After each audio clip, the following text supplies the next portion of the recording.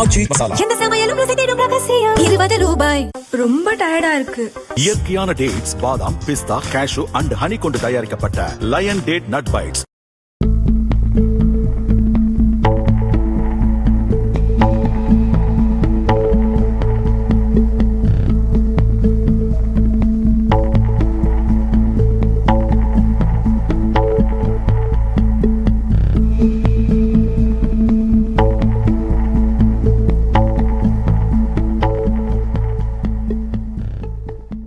மத்திய கிழக்கில் Israel Iran இடையே சண்டை மூண்டபோது இஸ்ரேலுக்கு ஆதரவாக அமெரிக்கா களமிறங்கியது.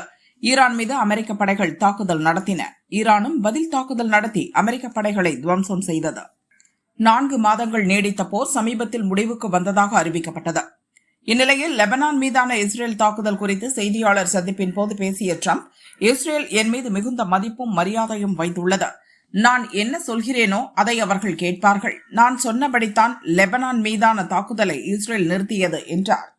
இது இஸ்ரேல் பிரதமர் பெஞ்சமின் நெதன்யாகுவுக்கு அந்நாட்டு அரசியலில் மிகப்பெரிய அழுத்தத்தை ஏற்படுத்தியது. அமெரிக்காவின் கைப்பாவையாக இஸ்ரேல் பிரதமர் செயல்படுகிறாரா என அந்நாட்டு தலைவர்கள் கேள்வி எழுப்பினர்.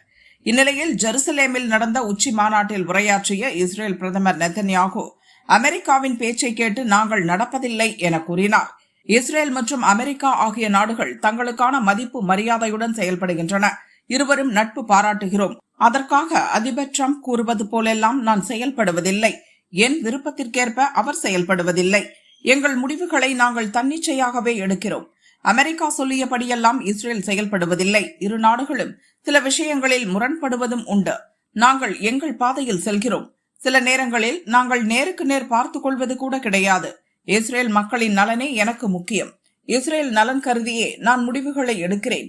இதுவே எனக்கு முக்கியம் என நெதன்யாகு பேசினார்.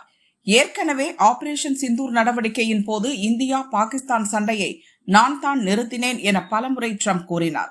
ஆனால் ஆபரேஷன் சிந்தூர் நடவடிக்கையின் போது 3வது நபர் தலையிட இந்தியா அனுமதிக்கவில்லை என பார்லிமெண்டிலேயே பிரதமர் மோடி விளக்கினார். இதையடுத்து உலகின் மிக முக்கியமான 4 போர்களை தான் தடுத்து நிறுத்தியதாகவும் தனக்கு அமைதிக்கான நோபல் பரிசு வேண்டும் என்றும் ட்ரம்ப் கூறினார். ஆனால் அதுவும் நடக்கவில்லை. இந்த நிலையில் லெபனான் விவகாரத்தில் நான் சொன்னதைத்தான் இஸ்ரேல் கேட்டது என ட்ரம்ப் கூற, அது முற்றிலும் உண்மைக்கு புறம்பானது என்ற வகையில் நெதன்யாகு பேசியது சர்வதேச அரசியலில் சலசலப்பை ஏற்படுத்தியுள்ளது.